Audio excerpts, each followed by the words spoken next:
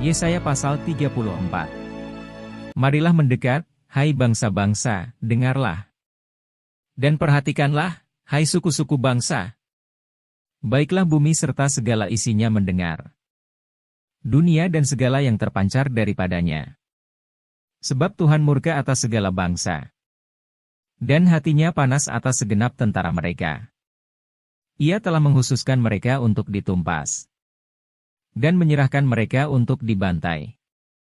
Orang-orangnya yang mati terbunuh akan dilemparkan. Dan dari bangkai-bangkai mereka akan naik bau busuk. Gunung-gunung akan kebanjiran darah mereka. Segenap tentara langit akan hancur. Dan langit akan digulung seperti gulungan kitab. Segala tentara mereka akan gugur seperti daun yang gugur dari pohon anggur. Dan seperti gugurnya daun pohon ara. Sebab pedangku yang di langit sudah mengamuk. Lihat, ia turun menghakimi Edom, bangsa yang kuhususkan untuk ditumpas. Tuhan mempunyai sebilah pedang yang berlumuran darah. Dan yang penuh lemak. Yaitu darah anak-anak domba dan kambing-kambing jantan. Dan lemak buah pinggang domba-domba jantan. Sebab Tuhan mengadakan penyembelihan korban di Bozra. Dan pembantaian besar di tanah Edom. Banteng-banteng akan rebah mati bersama-sama domba dan kambing itu. Dan lembu-lembu jantan yang muda bersama-sama lembu-lembu jantan yang gagah. Seluruh negerinya diresapi oleh darah. Dan tanah mereka penuh dengan lemak. Sebab Tuhan mendatangkan hari pembalasan. Dan tahun pengganjaran karena perkara Sion. Sungai-sungai Edom akan berubah menjadi ter. Dan tanahnya menjadi belerang. Negerinya akan menjadi ter yang menyala-nyala.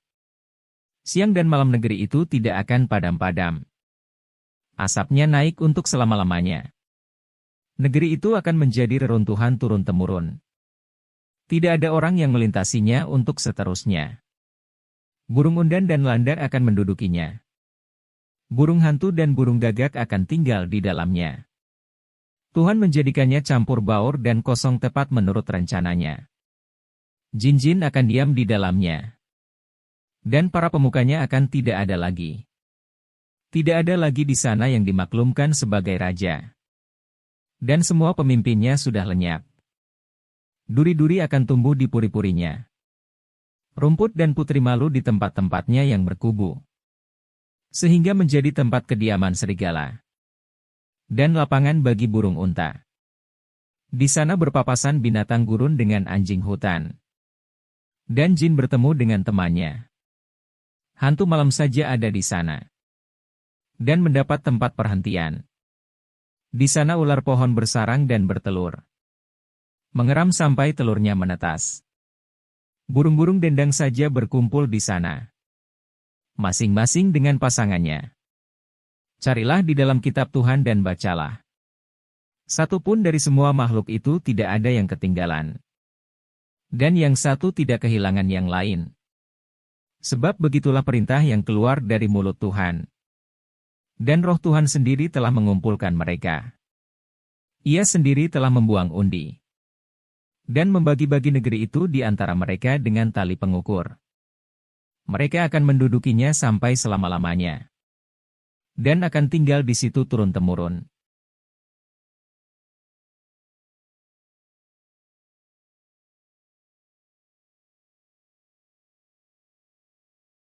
Shalom saudara-saudaraku yang kekasih di dalam Tuhan Yesus. Puji Tuhan, hari ini kita masih diberi kesempatan hidup dan mempelajari firman Tuhan, panduan kehidupan dari Yesaya 34. Tuhan Yesus memberkati. Saudara yang kekasih, firman Tuhan hari ini berjudul Hukuman atas bangsa-bangsa termasuk Edom. Kita sudah mengetahui sebelumnya bahwa Nabi Yesaya berulang-ulang mengatakan kepada umat Tuhan di Israel supaya mereka sungguh-sungguh hanya berharap kepada Tuhan. Sungguh-sungguh berdoa, mohon perlindungan dari Tuhan dan jangan mengandalkan orang-orang lain termasuk Mesir karena semuanya pasti akan gagal. Tuhan peduli dan menolong umatnya. Tuhan akan menghukum orang-orang di sekitar Yehuda termasuk bangsa Edom.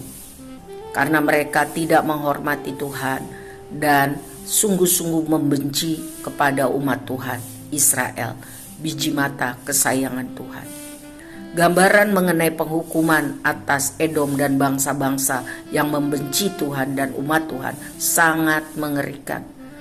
Digambarkan murkanya membinasakan semua yang ada di sana. Air dan tanah berubah menjadi ter yang mudah terbakar, menimbulkan api yang tidak dapat terpadamkan. Siang dan malam negeri itu tidak akan padam-padam, asapnya naik untuk selama-lamanya. Lihatlah di ayat 10. Pembinasaan yang dilakukan Tuhan itu tidak asal-asalan atau kebetulan. Semuanya telah diukur dengan tepat sebagai rencana Tuhan. Tuhan melihat segala sesuatunya dan mengumpulkan bukti data segala sesuatunya. Istilah tali ukur dan batu pengukur di dalam Yesaya 11 digunakan oleh tukang bangunan untuk mengukur dengan tepat. Jadi seperti itulah hukuman dijalankan oleh Tuhan, karena bangsa Edom dan bangsa-bangsa yang melawan Tuhan dan membenci umatnya akan mengalami saat pengganjaran hukuman karena mereka bebal, tidak mau bertobat, tidak takut, tidak hormat kepada Tuhan, tidak melakukan yang baik. Saudara yang kekasih di dalam Tuhan, tidak ada satu kekuatan pun di dunia ini dapat tetap tegak berdiri bila berani menentang Tuhan kita yang Maha Kuasa, yang kita kenal dalam nama Tuhan Yesus Kristus. Ada saatnya kelak Tuhan menunjukkan kuasanya, menundukkan musuh-musuhnya hingga semua binasa. Sebab itu, bila saat ini kita masih hidup, mari kita hargai kasih, kuasanya, kesempatan baik yang Tuhan berikan. Tetaplah hidup hormat kepada Tuhan, mengasihi Tuhan, melakukan perintahnya, dan alamilah kasih karunia lepas kasih karunia sepanjang hidup kita. Bahkan waktu kita meninggal pun firman Tuhan katakan kita akan berjumpa, berdiam selama-lamanya bersama Tuhan. Tidak ada susah, tidak ada air mata, senang selamanya. Sebab itu berdirilah teguh, jangan goyah. Pengharapan kita hanya kepada kasih dan kuasa Tuhan kita Yesus Kristus. Amin.